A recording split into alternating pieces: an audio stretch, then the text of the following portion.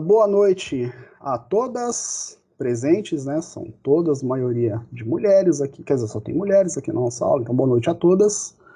Hoje vamos trocar uma ideia sobre capsulite adesiva, tá? Vamos falar sobre capsulite adesiva. Semana passada falamos sobre síndrome do impacto, né, que consistia na compressão do músculo subacromial. E essa compressão, do músculo supraespinhal, e essa compressão do supraespinhal pelo acrômio gerava a nossa síndrome do impacto. Hoje vamos falar sobre capsulite adesiva, que vai nos trazer por vias diferentes sintomas muito parecidos. Inclusive, estava dando uma olhada na literatura, e aí eu recomendo que vocês leiam, principalmente a Fisioterapia Ortopédica do Dutton, que ele tem um... Agora eu só não vou lembrar o capítulo, viu, gente? Mas vai estar lá na bibliografia. Ele fala da patologia, só que ele fala mais voltado para tratamento fisioterapêutico propriamente dito. E ele faz um apontamento que eu achei interessante. Muitas vezes, a capsulite adesiva, ela acaba sendo confundida com síndrome do impacto. Semana passada, vocês vão... Deixa eu subir a cadeira aqui um pouquinho. Aí. Isso. Semana passada, vocês vão se lembrar que eu comentei que síndrome do impacto é muito comum ela ser confundida com lesão por esforço repetitivo, tá? Só que ela tem causas e ela tem sintomas bem definidos. E quando você fala de lesão por esforço repetitivo, você acaba sendo muito abrangente falando da patologia. Então, sim, você pode confundir síndrome do impacto com LER, e nesse caso, se for síndrome do impacto você chamar de LER, vai estar errado o seu diagnóstico, e pode afetar na hora que você precisa tomar sua decisão clínica. Capsulite adesiva pode ser confundida com síndrome do impacto também, tá? Mas qual que é a definição da patologia? A capsulite adesiva ou ombro congelado, que eu acho que é o que vocês comumente mais terão contato, é uma síndrome clínica caracterizada por dor e restrição ativa e passiva das amplitudes de movimentos da articulação gleno-humeral nas três posições fundamentais: elevação anterior, rotação medial e rotação lateral, tá? Sem que nenhuma causa do tipo bloqueio mecânico possa explicá-la. Como assim bloqueio mecânico? Nós vimos na semana passada que na síndrome do impacto eu tinha uma causa especificamente mecânica do acrômio comprimindo o meu músculo supraespinhal. Tá? Conforme eu faço principalmente o movimento de flexão do ombro, o acrômio acaba comprimindo o músculo supraespinhal. Aqui não. Aqui eu não tenho nenhum bloqueio articular, ligamentar, muscular que possa explicar a restrição de movimento no ombro. A única coisa que nós podemos reparar para quem tem capsulite adesiva é uma inflamação da cápsula articular do ombro, né, envolvendo a articulação do ombro. Dessa forma... Ó, aqui eu esqueci de colocar o traço em Ctrl+C. Aê, Alan. Vamos escrever direitinho. A articulação do ombro, ela fica dura, enrijecida, parada. Tá? E ela fica parada restringindo o movimento de rotação lateral e medial do ombro e o movimento de flexão, como se o ombro de fato tivesse sido congelado, tivesse sido paralisado. E isso acontece por essa inflamação e espessamento da cápsula articular do meu ombro, tá? Então, a cápsula articular, ela não só fica inflamada, como ela fica mais rígida, mais espessa. E aí ela acaba mecanicamente afetando o movimento do ombro. Essa inflamação, ela vai gerar dor no ombro do meu paciente, e é a dor o fator limitante do movimento do meu paciente, tá? Dor gerada por essa inflamação na cápsula do ombro. Bom, eu tenho uma série de patologias, ela pode ser secundária. Vou colocar aqui no... Deixa eu ver se eu tô com o Dutton aberto aqui. Não, acho que não. Ela pode ser secundária a várias doenças, que eu vou falar daqui a pouco aqui. Mas ela aparece muito em pessoas que têm diabetes, tá? A grande maioria das pessoas que têm capsulite adesiva são mulheres, né? Em torno de 70%. E de toda a população diabética, de 2 a 11% das pessoas que têm diabetes pode desenvolver capsulite adesiva. Surge em pessoas com mais de 40 anos de idade, e 20 a 30% desenvolvem a capsulite adesiva no ombro não dominante, né? Então, se a pessoa é destra, ela pode vir a desenvolver capsulite adesiva no ombro canhoto, tá?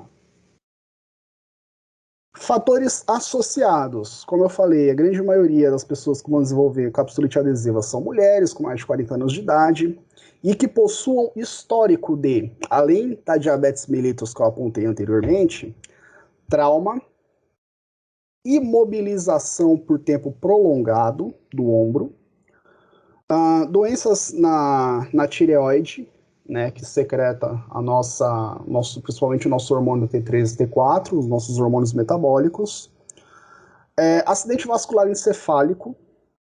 Pessoas que têm acidente vascular encefálico estão sujeitos a desenvolver capsulite adesiva.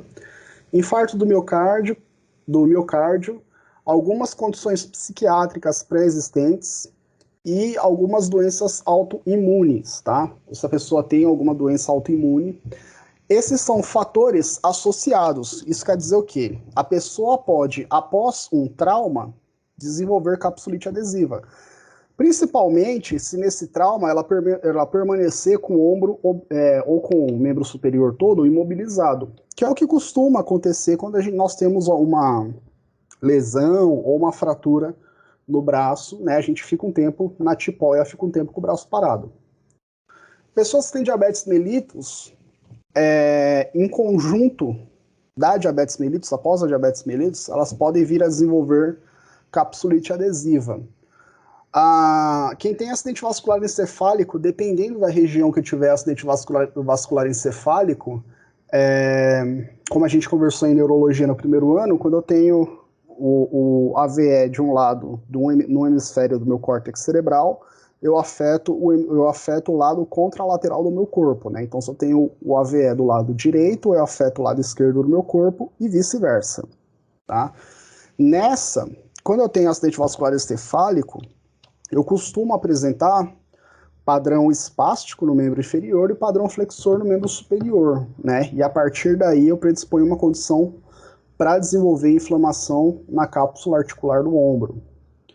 Agora, infarto agudo do miocárdio foi uma correlação que foi muito apresentada tanto no Carvalho, que fala de fundamento em reumatologia, quanto no Dutton, de fisioterapia ortopédica, mas eles não apontaram nenhum fator específico pós-infarto agudo do miocárdio que pudesse influenciar a articulação do ombro.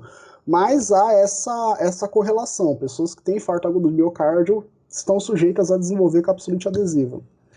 Algumas condições psiquiátricas, né, principalmente quando envolve algum tipo de demência, ou alguma outra afecção que a pessoa passe a não ter independência, né, quando ela tem uma condição patológica, uma condição psicológica que ela não tem a mesma independência, e doença autoimune, né, e aí por isso que ela acaba entrando no rol das doenças ortopédicas, porque boa parte das doenças ortopédicas, não, perdão, doenças reumáticas, porque boa parte das doenças reumáticas, elas são de caráter autoimune, tá?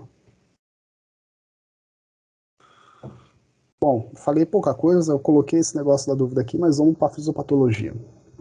Bom, então, como nós vimos anteriormente, eu tenho uma condição de inflamação presente na cápsula articular do meu paciente que gera dor e limita os movimentos, principalmente de flexão, rotação medial e lateral do ombro, né? Como se o Sub-Zero tivesse dado um combo e tivesse congelado o meu ombro mesmo. E aí, a capsulite adesiva, ela pode instalar-se como forma primária ou de forma secundária, né? Por qualquer outra situação que leve dor no ombro. Primeiramente, forma primária. Acontece, a forma primária da capsulite adesiva, ela é dada por uma perda idiopática, ou seja, sem uma origem específica, pode acontecer do nada, pode vir de qualquer lugar, progressiva e dolorosa dos movimentos ativos e passivos do ombro, ou seja, a pessoa vai perdendo aos poucos a capacidade de fazer movimento ativo quando ela mesma quer fazer, ou passivo quando outra pessoa vem e faz por ela, limitando o movimento e limitando as atividades do paciente, do indivíduo no braço acometido, tá? Conforme o paciente tem essas limitações, ele passa a utilizar menos o braço, e esse desuso só piora a situação, tá? Inclusive, podendo levar ao impacto subacromial, que seria o impacto do acrômio sobre o músculo supraespinhal, que a gente comentou semana passada, podendo levar, além da capsulite adesiva, à síndrome do impacto. E aí aquela coisa, a pessoa, quando ela tem uma... E aí, todas as patologias, quando ela tem uma limitação motora no corpo, ela tenta compensar o movimento de outra forma, tá? Por exemplo, pessoas que têm algum tipo de afecção nervosa periférica nos membros inferiores, ela, por perda de sensibilidade ou de comando motor, ela tem dificuldade em fazer a marcha. E aí, com isso, ela passa a desenvolver a marcha claudicante, que é aquela marcha que ela, falando de uma maneira popular, ela começa a mancar, do qual ela precisa fazer elevação total do quadril para poder fazer o passo dela durante a marcha. Quando eu estou com o ombro acometido, para eu fazer as atividades do dia a dia, eu vou utilizar muito mais o outro membro superior e, dependendo, eu vou gerar alguma compensação postural para poder fazer as minhas atividades, tá? E o nosso corpo, ele é feito para sempre, sempre, sempre equilibrar as suas forças, equilibrar a sua distribuição de peso, de carga, e também equilibrar o esforço realizado nos diferentes segmentos corporais, certo? A partir do momento que eu passo a usar menos um lado e passo a utilizar muito mais o outro, com alteração postural ou gerando mais esforço mesmo no ombro que eu estou utilizando, eu acabo sobrecarregando outros músculos ou outros segmentos, tá? Então, além da capsulite adesiva, eu estou arriscado a ter também afecções em outras regiões da minha cintura escapular ou até mesmo no ombro contralateral, no ombro que até então não tinha sido afetado. Por quê? Porque eu vou sobrecarregar o trabalho desse ombro, compensando a ausência de movimento do ombro com capsulite adesiva com o outro ombro com outro membro superior. Essa é a capsulite adesiva primária. A dor começa do nada, a pessoa devagar começa a perder a função no ombro dela, dali a pouco ela não está fazendo mais nada no ombro, fazendo tudo com um ombro só. Eu tenho também a capsulite adesiva secundária ou idiopática também, tá? Eu tenho restrição dos movimentos do ombro, tanto ativo e passivo. Só que essa restrição dos movimentos, ela acontece sem a presença de um distúrbio intrínseco conhecido, ou seja, sem a presença de uma causa específica. Pera aí, gente, tá acabando aqui a bateria do fone, só um pouquinho.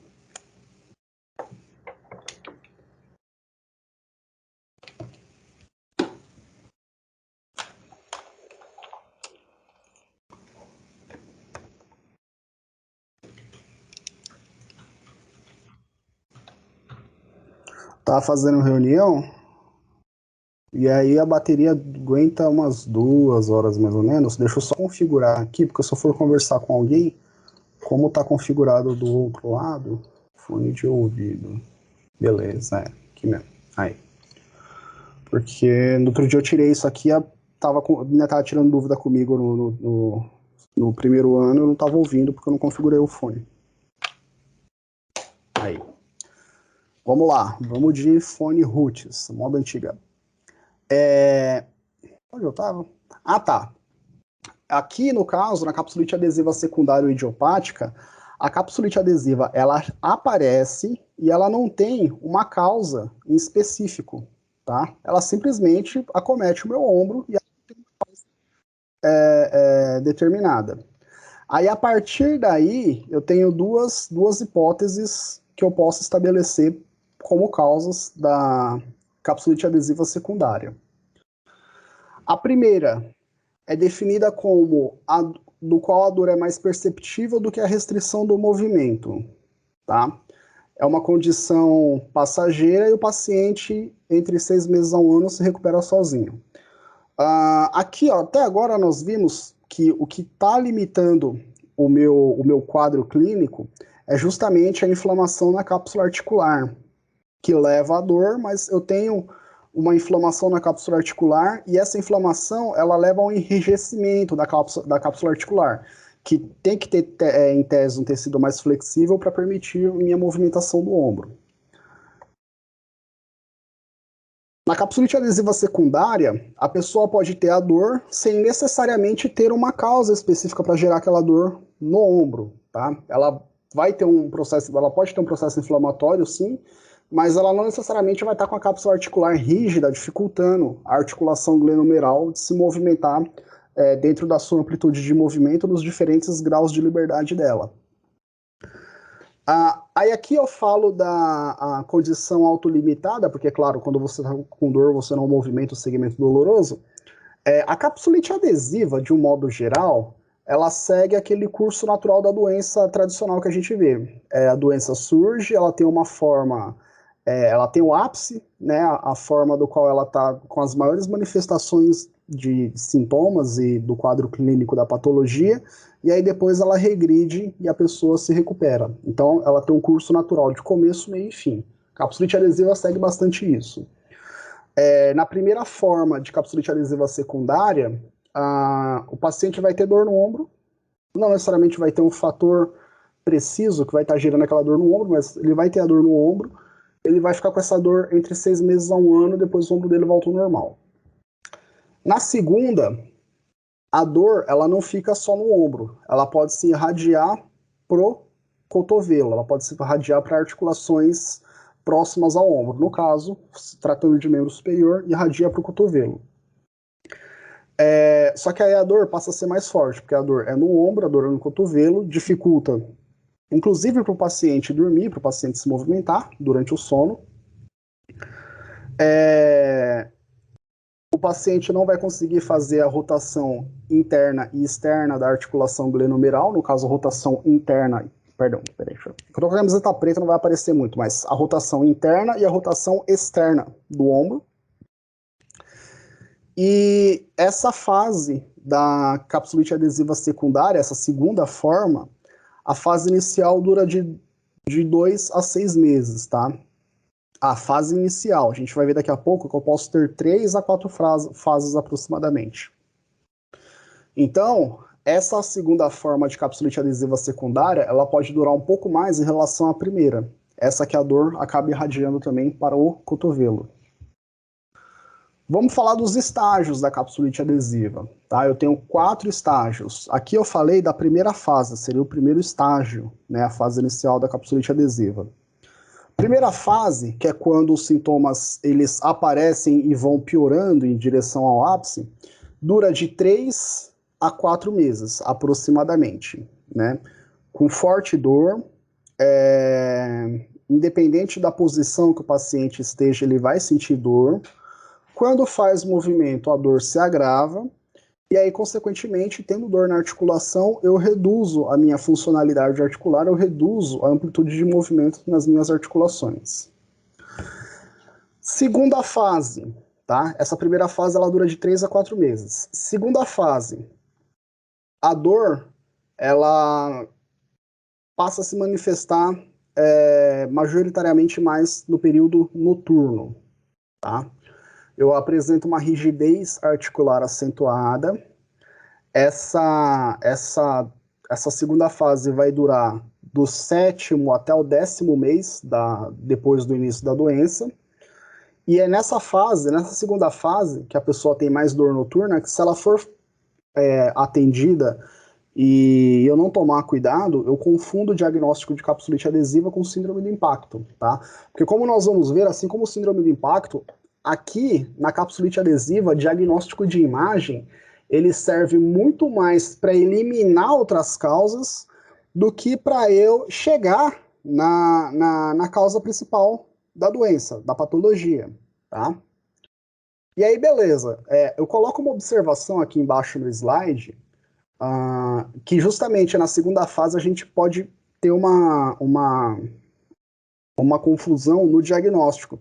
Porque aqui eu não explorei tanto para não ficar repetitivo, mas os testes que eu faço de ombro para diagnosticar capsulite adesiva, eles são muito parecidos com síndrome do impacto. São os mesmos testes, tá?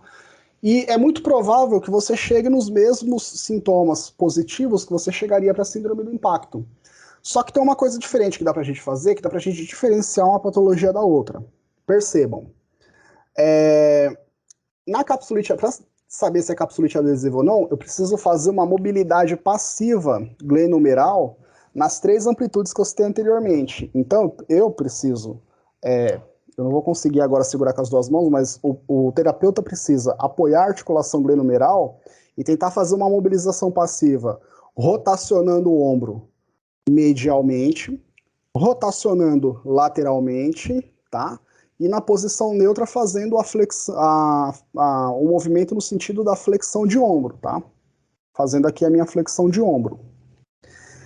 E aí, não precisa cessar o movimento por completo. Se eu tiver uma limitação, principalmente nas rotações, eu tenho capsulite adesiva, eu não tenho síndrome do impacto. Por quê? A síndrome do impacto, ela vai se manifestar majoritariamente na flexão do ombro e um pouco na abdução, igual a gente viu semana passada. Aqui, a rotação medial e lateral entrega a capsulite adesiva, tá? Se na rotação medial e lateral, eu faço na flexão também para confirmar, mas principalmente rotação medial e lateral. Se eu tiver limitação, se eu não conseguir fazer nada do movimento, é capsulite adesiva. Se eu conseguir fazer os 2 movimentos, aí é síndrome do impacto. Tá? É que aqui eu não vou conseguir pegar meu ombro, mas enfim, vocês apoiam na altura da articulação com as 2 mãos, movimento suave no sentido de rotacionar medialmente e rotacionar lateralmente o ombro do paciente. Não conseguiu movimentar, o paciente apresentou muita dor, dificultou, capsulite adesiva. Quem tem síndrome do impacto vai apresentar essa dor na flexão e na abdução, que é justamente quando o acrômio entra em contato direto com o supraespinhal. Tá? Bom, terceira fase da doença, do começo da doença, a primeira fase até são os 6 primeiros meses? Dura de 3 a 4 meses. Aí, dependendo como nós vimos, capsulite adesiva secundária, a primeira fase pode durar até 6 meses. Mas em média dura de 3 a 4 meses. Depois, do 7º ao 10º mês, depois do início dos sintomas, eu tenho a segunda fase. Passou a segunda fase, aí a doença ela entra na fase de decaimento da curva oh meu Deus do céu, na curva de regressão natural da própria patologia. Ela chega no seu ápice na segunda fase. Na terceira fase, os sintomas começam a regredir, que é o que nós chamamos de descongelamento do ombro, mas chamamos de maneira informalíssima, tá? De descongelamento do ombro. Por quê? Porque eu tenho redução da dor, né, na terceira fase, e eu tenho recuperação da amplitude dos movimentos, tá? Até a minha recuperação total. A capsulite adesiva, ela vai regredir completamente entre 12 a 24 meses após o início dos sintomas. Então, assim, é um tempo razoável para a pessoa ficar com dor, ficar com capsulite adesiva, tá? E é complicado. Na quarta fase, que aí já seria na recuperação, eu coloco quarta fase, mas assim, por exemplo, o Dutton chamou de quarta fase. O Carvalho, de reumatologia, ele já chamou de fase de recuperação. Ele não considerou 4 fases, considerou só 3, tá? Então eu vou colocar aqui 4 fases para vocês saberem, mas vai ter livro que vocês vão olhar que eles vão falar só as 3 primeiras. Na quarta fase, na terceira fase, o paciente diminui a dor e começa a recuperar os movimentos. Na quarta fase, já recuperou a a função total do ombro. E aí aqui na quarta fase é interessante fazer os exames necessários para tentar entender quais foram as causas que levaram ao desenvolvimento da capsulite adesiva, porque como eu falei para vocês, ela é de origem idiopática. Ela pode estar associada a outras doenças e ela pode vir secundariamente a um trauma ou até mesmo a uma compensação postural. Não sei, você faz um serviço, um trabalho que você coloca o ombro numa determinada posição e com o passar do tempo eu vou tendo inflamação na cápsula articular, na articulação glenomeral. Pode acontecer, tá? Depois que o ombro descongelou, que o paciente já não tem mais dor e que recuperou a amplitude de movimento, aí tem que investigar, né? Tem que fazer os exames, ver como se comporta o ombro, para tentar prevenir uma reincidência da nossa capsulite adesiva, beleza? Tem casos que eu consigo tratar só com fisioterapia, mas tem casos que eu preciso fazer cirurgia, principalmente se eu tiver uma condição de lesão ou de um trauma que seja articular que possa ser reincidivante, ou seja, que possa acontecer outra e outra e outra vez, tá? E aí, diagnóstico. Quando eu vou para o diagnóstico, como eu falei para vocês, eu posso ter exame de imagem, posso, na maioria das vezes, radiografia. Posso fazer ultrassom, dependendo também se eu quiser, para verificar o estado dos tecidos, dos tendões, da cápsula articular, dos músculos em volta, para ver se tem alguma condição de inflamação, principalmente presença de edema, beleza?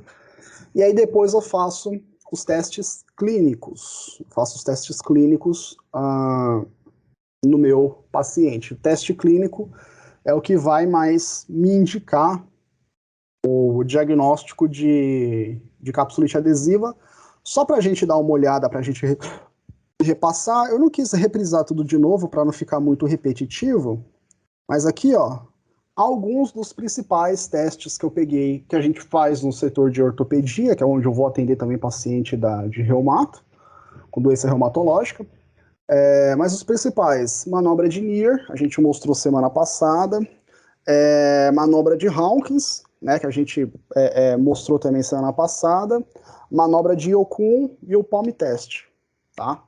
E aí, fazendo esses testes, dando positivo, e eu estou em dúvida se é síndrome do impacto capsulite adesiva,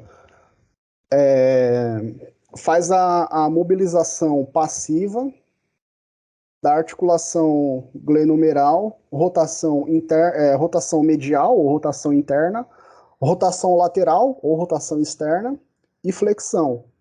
O paciente com síndrome do impacto não vai sentir dor ou limitação para fazer rotação, capsulite adesiva vai. E aí é onde eu separo o diagnóstico.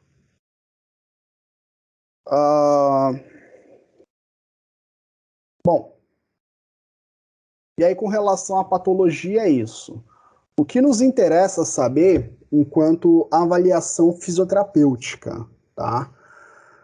Como eu falei, como ela é muito semelhante à síndrome do impacto, as causas são muito parecidas, então eu vou fazer a mesma coleta. Observar cometimento funcional, avaliação de função muscular, classificação funcional, verificar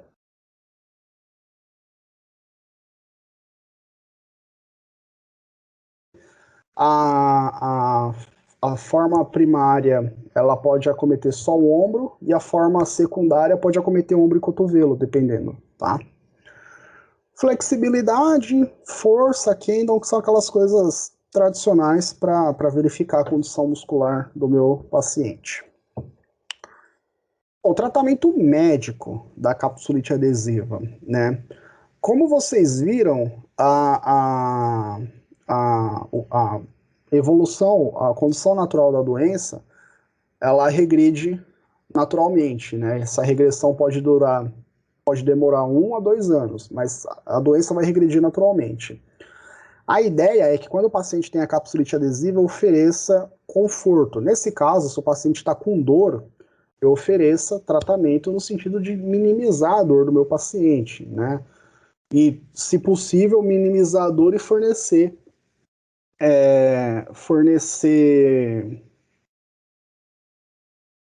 fornecer recursos para melhorar a amplitude de movimento, fornecer recursos para poder melhorar a função do ombro do meu paciente. Então, tratamento médico, analgésico, anti-inflamatório não esteroide, né? E aí tem que tomar cuidado, tem uma observação que eles fazem, que, por exemplo, quem tem diabetes mellitus que desenvolve capsulite adesiva não pode chegar nem perto de corticosteroide, né? Senão bagunça todo o metabolismo e a condição hormonal do meu paciente. Vitamina B, dexametasona, medicação, e fisioterapia. O que dá para fisioterapia fazer? E aqui a gente tem pouco tempo, eu vou tentar ser breve, para a gente trocar uma ideia da hora com relação à capsulite adesiva. Tá? Trocar uma ideia da hora com relação à capsulite adesiva. Eu malandramente pesquisei revisões sistemáticas. Claro que o melhor eu deixei para o grupo que vai apresentar o seminário. Não sei quem que era o grupo, mas eu lembro que o tema capsulite adesiva estava no seminário. Mas cuidado, viu, grupo? Tem umas pegadinhas ali no meio, viu? O melhor tá lá, mas tem umas pegadinhas. Bom, eu separei duas revisões. Primeira vai verificar a efetividade de terapia manual e exercícios para capsulite adesiva. E a segunda vai comparar injeção de corticosteroide com intervenção fisioterapêutica, quem é melhor, tá? Na verdade, as duas comparam diferentes métodos de tratamento fisioterapêutico com a injeção de corticosteroide, tá?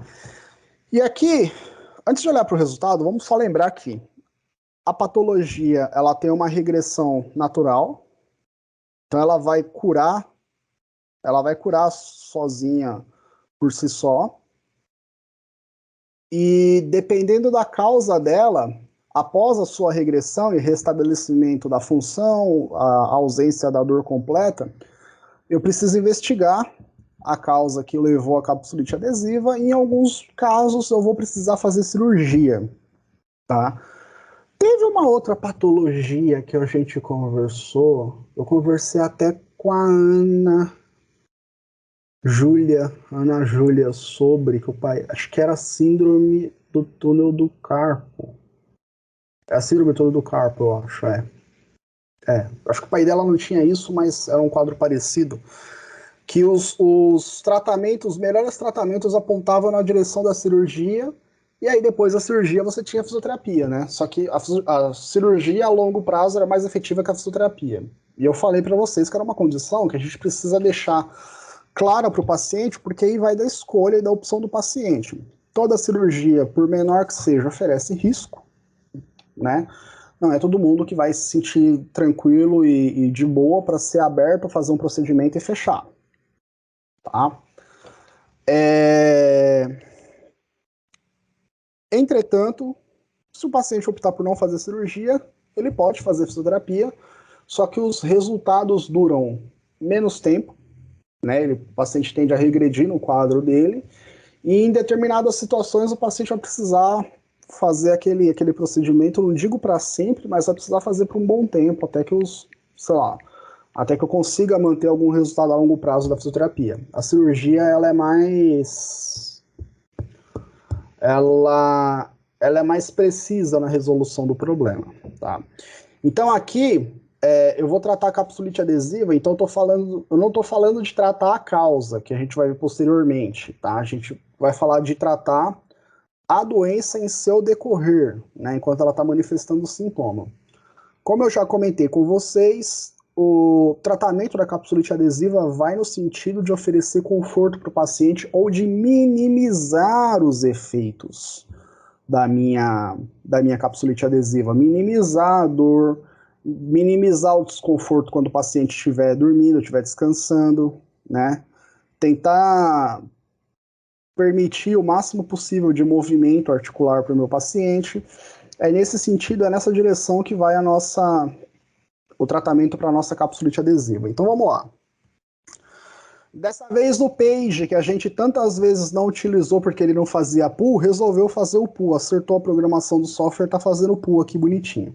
O que ele vai comparar? Terapia manual, mais exercício, mais eletro, mais injeção de placebo, contra só injeção de glicocorticoide. Glicocorticoide é um tipo de corticosteroide que eu vou aplicar quando eu tiver processo inflamatório no meu corpo, tá? Independente do processo inflamatório, pode ser uma inflamação nas vias respiratórias, pode ser inflamação periférica, tecidual, eu uso o glicocorticoide para controlar essa inflamação. Primeiro outcome que eu vou avaliar, dor. Os dois funcionam do mesmo jeito. Todas as mesmas terapias contra a injeção de glicocorticoide para função. A curto prazo, o glicocorticoide é superior. No tratamento de um modo geral, avaliando após 6 meses e após 12 meses, os dois funcionam a mesma coisa. A qualidade de vida, em qualquer período, eu vou ter o mesmo efeito, né? Às vezes muda a variável que eu estou avaliando a qualidade de vida, né? Eu tenho diversos domínios diferentes. Aqui ele está usando o SF36, o famigerado SF36, mas, de um modo geral, não tenho nenhuma sobreposição entre as terapias, as duas funcionam do mesmo jeito. Então, eu fazer terapia manual, mais exercício, mais eletro, e ainda tomar uma injeção placebo, achando que eu estou tomando medicamento, tem a mesma eficácia do que eu só tomar injeção de glicocorticoide. Amplitude de movimento ativa, a mesma coisa. Aqui ele mede em graus, e aqui embaixo mede amplitude de movimento também em centímetro, em distância movimentada, mesma coisa. A amplitude de movimento passiva, a mesma coisa. Aqui, gente, eu acho que vai ter alguma melhora mais para frente a favor da fisioterapia. Ó, agora ele mudou a técnica. Terapia manual, exercício, eletroterapia e injeção de placebo versus só injeção de placebo, nem corticosteroide. Para avaliar a dor, perde para o placebo. Quer dizer, tem a mesma eficácia do placebo, então do ponto de vista clínico não tem relevância para a gente. Para avaliar a função, todas as técnicas fisioterapêuticas e injeção de placebo funciona a mesma coisa. Para avaliar a qualidade de vida, mesma coisa. A amplitude de movimento em graus e amplitude de movimento em centímetros funciona a mesma coisa. Amplitude de movimento passiva aqui, ó, nos primeiros 6 meses, a curto prazo, a fisioterapia tem uma melhora maior em relação ao placebo. Agora, terapia manual, exercício, eletroterapia, injeção de corticoide versus só injeção de corticoide, de glicocorticoide. Aqui tem exercício, terapia manual, eletro, a injeção de corticoide. Aqui agora eu não estou usando mais o placebo em conjunto com a fisioterapia, tá? E aí eu comparo só com a glicocorticoide injetada de maneira isolada. Funciona a mesma coisa. Mesma coisa. Eu vou direto aqui, ó. Ó, para amplitude de movimento ativa, a fisioterapia tem mais eficácia do que só a injeção de glicocorticoide isolada. Ó, amplitude de movimento ativa. Então, gente, de um modo geral, dependendo na função... Opa, essa aqui eu queria ver.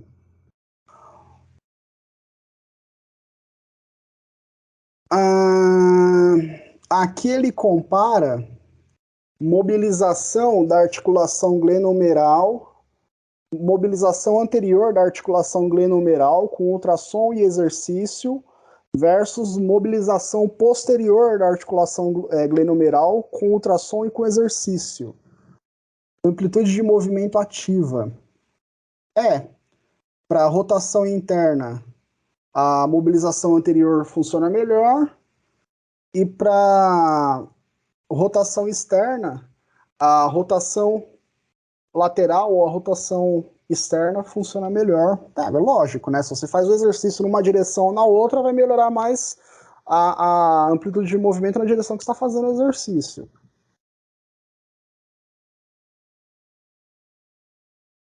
Ó, gente, de um modo geral, a gente está acabando a nossa aula aqui. Assim, se o paciente, o que o paciente tomar, ou o que o paciente for tratado, vai ter um efeito semelhante, né? Se ele fizer fisioterapia multimodal, e aqui eu estou colocando mobilização, exercício e eletroterapia, se ele tomar injeção de glicocorticoide ou de placebo, vai ter o mesmo efeito que se ele tomar injeção de glicocorticoide ou do que se ele tomar placebo, tá? As três terapias, o placebo, o glicocorticoide e a fisioterapia multimodal, com injeção de glicocorticoide ou com injeção de placebo também, vão ter a mesma eficácia, tá? De modo geral é isso. Vamos ver o Blanchard aqui. Vamos ver as variáveis. O Blanchard, ele pega estudos que participam da meta-análise dele, são os mesmos estudos da meta-análise do Page. Só esse Van der Vindt aqui que é diferente, tá? E, inclusive, os protocolos dos estudos do Blanchard vão falar a mesma coisa.